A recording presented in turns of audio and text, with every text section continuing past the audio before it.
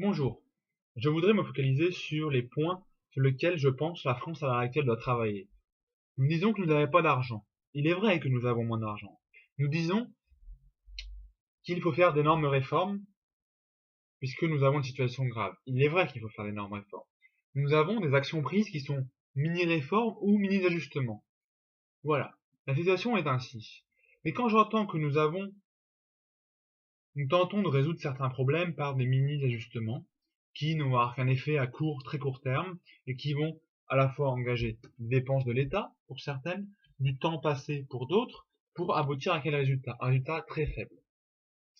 Moi, je pense qu'à l'heure actuelle en France, nous avons certains axes sur lesquels l'ensemble des parties prenantes doivent agir. Tout d'abord, l'assurance chômage, l'allocation chômage. Que nous avons tout d'abord au niveau, on va dire, des premiers salaires, des gens qui disent ouvertement, vous savez, moi, avec les allocations chômage que je peux toucher plus des compléments et autres, je gagne quasiment autant qu'aller travailler.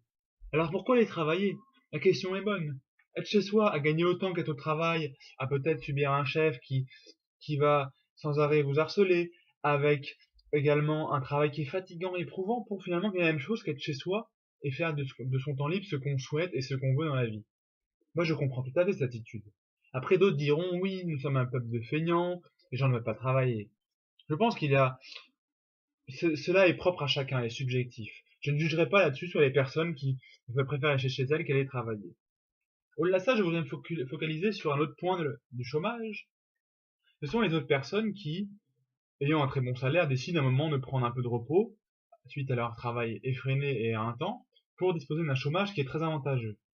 Quand j'entends que le plafond du chômage est à 6 000 ou 7 000 euros, peu importe le chiffre exact, le but est d'avoir l'ordre d'idée générale. Quand j'entends ça, et que j'entends que des anciens traders ou PDG, pendant un petit moment, touchent le chômage pour prendre du bon temps et avoir de l'argent gratuitement.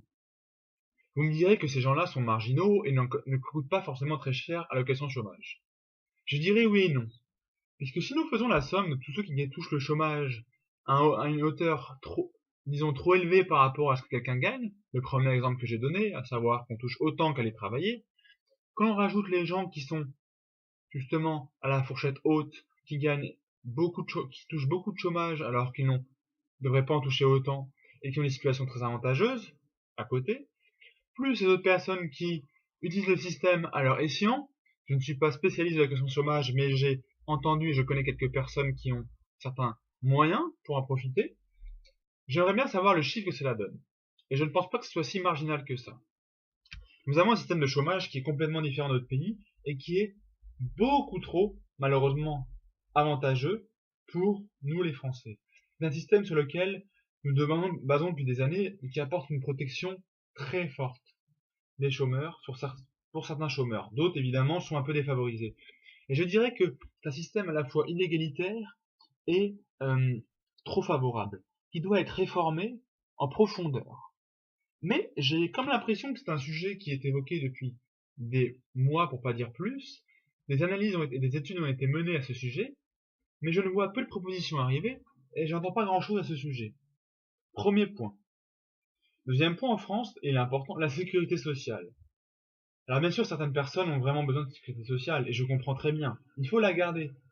Mais quand nous entendons que chaque année, des millions d'euros, oui, ce sont des millions d'euros, pour pas dire plus qu'une dizaine, il me semble que c'est plus d'une dizaine, je n'ai plus le chiffre en tête, mais je dirais entre 15 et 20 millions, sont, sont le montant de déficit de la sécurité sociale. Il faudrait m'expliquer. Chaque mois, nous avons un déficit en millions de sécurité sociale. N'est-il pas là aussi un axe de travail? Alors je ne suis pas non plus spécialiste de la sécurité sociale, mais depuis des années, des millions continuent à être perdus par ce système-là. Ce système-là n'est-il pas trop inégalitaire? N'est-il pas trop favorable à certaines personnes pour lesquelles cela devrait être moins favorable? Je pose des questions ouvertes qui n'amènent pas une réponse par oui ou par non, mais qui amènent à réfléchir, à se penser sur le sujet.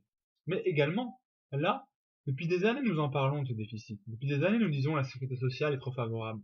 Certaines mesures sont prises, les génériques remboursés, les autres médicaments beaucoup moins si ce n'est pas du tout. Bien sûr.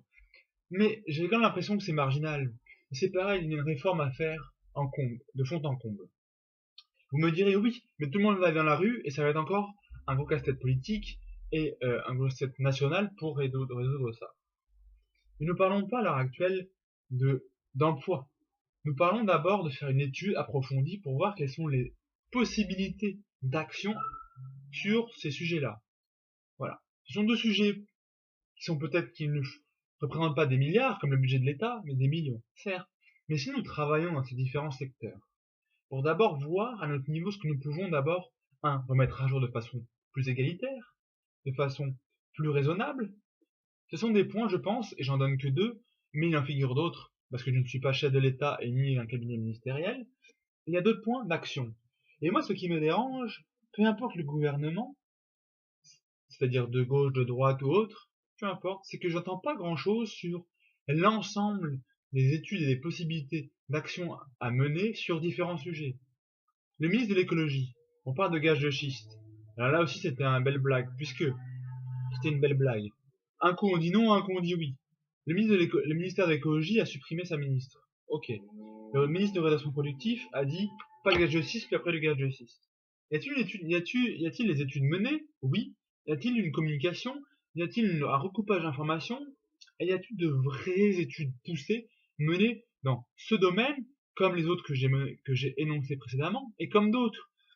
Pourquoi le ministère de la Justice n'a-t-il pas fait une enquête sur comment le ministère de la Justice fonctionne, le système judiciaire ensemble en France, n'a-t-il pas les économies à faire? J'ai quand même l'impression qu'il y a une tendance à pas faire trop de vagues et à pas aller au fond des problèmes, à pas aller ouvrir les petits tiroirs un peu poussiéreux pour voir s'il n'y a pas quelque chose encore dedans. Et cela me dérange et je pense que c'est un axe important de travail qui doit être fait par le gouvernement français, mais je pense que le travail doit être aussi comme en, en collaboration avec les entreprises. Voilà. Donc sur ces sujets-là, bien sûr que j'ai évoqué, c'est l'État concerné, mais je pense qu'il y a aussi d'autres sujets comme notamment les nouveaux accords collectifs qui ont été négociés entre syndicats et patronat. Et donc c'est un travail avec l'ensemble des parties prenantes, les syndicats, le patronat et l'État. Et je pense qu'il y a différents sujets comme ça qui demanderaient un travail commun, qui permettrait de faire avancer la France dans la bonne direction. Mon propos est simpliste et n'en intègre pas toutes les dimensions et la complexité de différents problèmes. J'ai bien conscience que l'État est beaucoup plus compliqué que ça, la situation est beaucoup plus féroce et beaucoup plus complexe, mais je tenais juste à donner une petite partie de mon raisonnement pour peut-être apporter ma pierre à l'édifice de façon directe ou indirecte à certaines personnes et à aussi apporter une connaissance à certaines personnes qui malheureusement n'ont pas eu ces informations, n'en ont pas conscience. Voilà. Je ferai bien sûr par la suite d'autres vidéos lorsque j'aurai certains sujets qui m'inciteront à parler plus ouvertement. Merci et bonne journée.